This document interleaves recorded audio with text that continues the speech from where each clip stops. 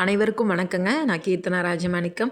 நாளைக்கு நம்மளுக்கு கார்த்திகை மாதத்தினுடைய வெள்ளிக்கிழமையோடு சேர்ந்து வந்திருக்கக்கூடிய தேய்பிறை அஷ்டமி திதி.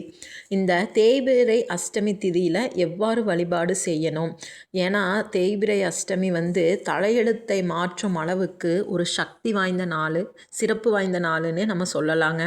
தேய்பிறை அஷ்டமி திதி அன்னைக்கு கால பைரவரை வழிபாடு செய்வது நமக்கு மனதைரியம் அதிகரிக்கும். கடன் சுமையிலிருந்து எப்படியாவது வெளிவந்து விடலாம் அப்படிங்கிற ஒரு தன்னம்பிக்கை நம்மளுக்கு ஏற்படும்.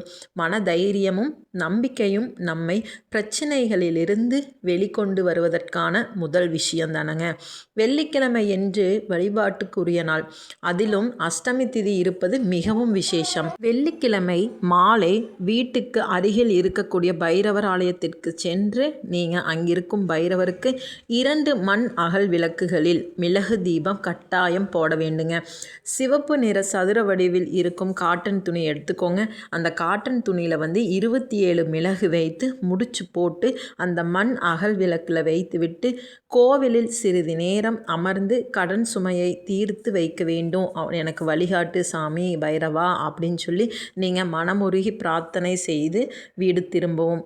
நீங்கள் இப்படி 2 மண் அகல் விளக்கு கோயிலில் வச்சு அந்த முடிச்சையும் வச்சு நல்லெண்ணெய் ஊற்றி நீங்கள் மிளகையும் போட்டு நீங்கள் தீபம் ஏற்ற வேண்டும்.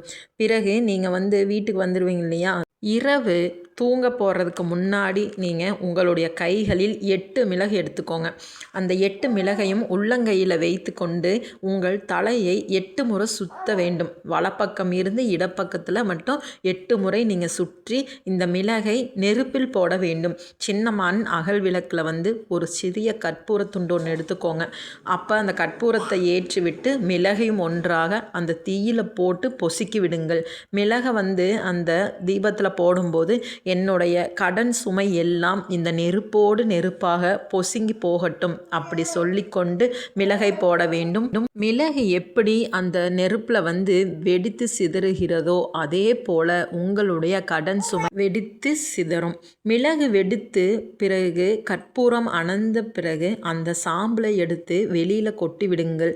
கைகள் கழுவிட்டு நீங்கள் அதையெல்லாம் கை காலெல்லாம் கழுவிட்டு சுத்தமாக கழுவிட்டு நீங்கள் தூங்க செல்லலாம்.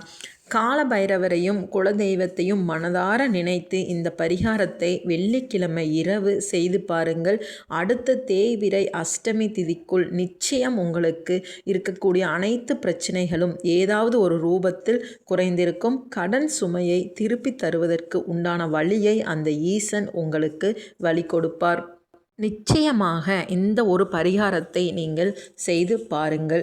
அப்படி உங்களுடைய கஷ்டத்தில் ஏதேனும் சிறிதளவு குறைந்தது என்ற திருப்தி உங்களுக்கு வரும் பட்சத்தில் அடுத்த மாதம் வரக்கூடிய தேய்பிறை அஷ்டமி திதி உங்களால் முடிந்த பிரசாதத்தை கால பைரவருக்கு செய்து கொடுத்து வேண்டுதலை நிறைவு செய்து கொள்ளுங்கள்.